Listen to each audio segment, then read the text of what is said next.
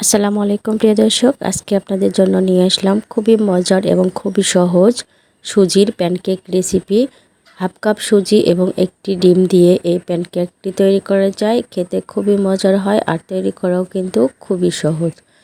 তো প্রথমেই আমি একটা মিক্সিং বলে নিয়ে নিচ্ছি একটা রুম টেম্পারেচারে থাকা ডিম। চিনি দিয়ে দিচ্ছি আমি 3 টেবিল চামচ পরিমাণ। তো চিনিটা গলা পর্যন্ত ডিমের সাথে ভালো করে ফেটিয়ে নিতে হবে।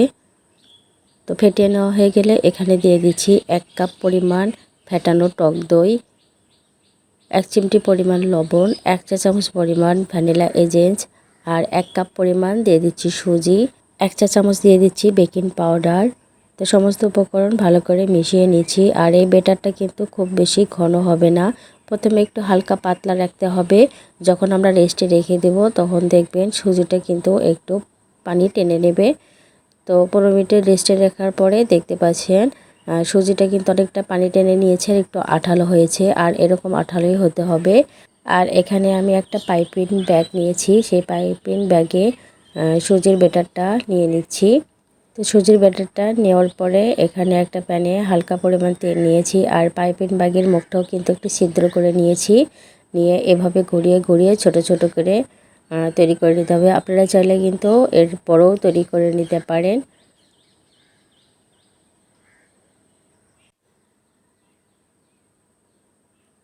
তো সবগুলো দেওয়া নেওয়া হয়ে গেলে একবার যখন হয়ে আসবে তখন উল্টে দিতে হবে।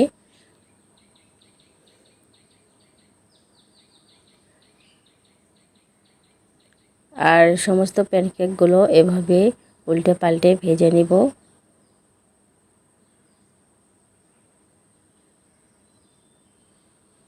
তো আমার ভাজা হয়ে গেছে, এখন তেল থেকে আমি উঠিয়ে নিচ্ছি। আর দেখতে পাচ্ছেন কতটা লোভনীয় লাগছে আর খেতেও কিন্তু অসম্ভব মজার হয়। এভাবে একবার ট্রাই করবেন, দেখবেন ছোট থেকে বড় সবাই কিন্তু খুবই পছন্দ করবে। তো আমি সবগুলো এভাবে ভেজে নিব।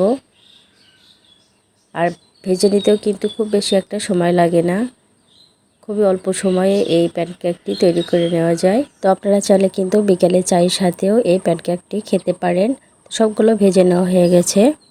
আর এই প্যানকেকটি দেখতে যেমন সুন্দর, খেতেও কিন্তু খুবই মজার হয়। তো আপনাদেরকে একটা ভেঙে দেখিয়ে দিচ্ছি, দেখুন ভেতরটা কিন্তু খুবই সফট হয় আর ওপরে একটু মুচমুচে হয়।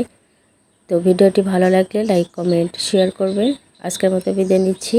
আল্লাহ হাফেজ।